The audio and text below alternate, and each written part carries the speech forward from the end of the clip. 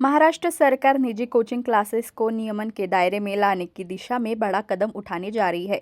राज्य सरकार ने महाराष्ट्र कोचिंग क्लास नियमन कानून का प्रारूप सार्वजनिक कर दिया है, जिसके तहत 13 वर्ष से कम आयु के बच्चों के कोचिंग क्लासेस में प्रवेश पर प्रतिबंध लगाने का प्रस्ताव है। साथ ही नियमों का उल्लंघन करने वाले संस्थानों पर 1 लाख से 50 लाख तक जुर्माना लगाने की व्यवस्था भी प्रस्तावित की गई है। राज्य के शालेय शिक्षा मंत्री दादा भुसे ने नागरिकों को, अभिभावकों और शिक्षा क्षेत्र से जुड़े लोगों से 4 सितंबर तक अपने सुझाव और आपत्तियां दर्ज कराने की अपील की है। सुझाव पर विचार करने के बाद अंतिम कानून तैयार किया जाएगा। जानकारी के मुताबिक प्रस्तावित नियम के अनुसार राज्य में संचालित सभी बड़े कोचिंग संस्थानों को पंजीकरण करना अनिवार्य होगा।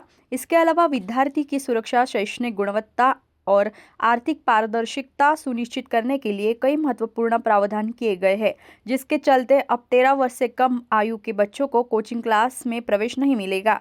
25 से अधिक विद्यार्थी वाले कोचिंग संस्थानों के लिए पंजीकरण अनिवार्य होगा। स्कूल और कॉलेज के साथ कोचिंग संस्थानों के टाइप अप पर प्रतिबंध रहेगा। बेसमेंट में कोचिंग क्लास चलाने की अनुमति नहीं होगी। किसी भी विद्यार्थी की क्लास छोड़ने पर 10 दिन के भीतर शेष फीस वापस करनी पड़ेगी। एक दिन में 5 घंटे से अधिक कक्षाएं संचालित नहीं की जा सकेगी। भ्रामक एवं झूठे विज्ञापनों पर रोक लगाने जाएगी। मान्यता प्राप्त स्कूल और कॉलेज के शिक्षक निजी कोचिंग क्लासेस में अध्यापन नहीं कर सकेंगे। वर्तमान में संचालित कोचिंग संस्थानों को पंजीकरण के लिए 6 महीने की अवधि दी जाएगी। ड्राफ्ट में विद्यार्थी की सुरक्षा को विशेष महत्व दिया गया है।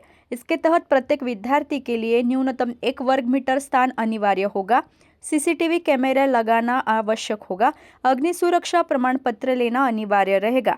भवन सुरक्षा मानकों का पालन करना होगा। विशेषज्ञों का मानना है कि महाराष्ट्र का प्रस्तावित कानून कई मामलों में अन्य राज्यों से अधिक प्रभावी है। 13 वर्ष से कम उम्र के बच्चों के प्रवेश पर पूर्ण प्रतिबंध, डमी स्कूल, इंटीग्रेटेड कोर्स और स्कूल कोचिंग गरजों पर रोक, भारी आर्थिक दंड का प्रावधान है। फीस वापसी की बाध्यता, सुरक्षा संबंधी कड़े मानक का प्रस्तावित प्रारूप में प्रावधान है। हालांकि शिक्षा विशेषज्ञों ने कुछ कमियों की ओर भी ध्यान आकर्षित किया है।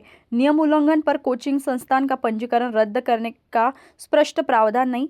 कक्षाओं के समय की अधिकतम सीमा तय है, लेकिन संचालन का निश्चित समय निर्धारित नहीं। प्रशिक्षित काउंसलर नियुक्ति करने की बाध्यता नहीं है। शिक्षकों की पुलिस सत्यापन या पृष्ठभूमि जांच का प्रावधान नहीं। दिव्यांग विद्यार्थी के लिए विशेष सुविधा का उल्लंघन नहीं। बैंक गारंटी जैसी वित्तीय सुरक्षा व्यवस्था शामिल नहीं है।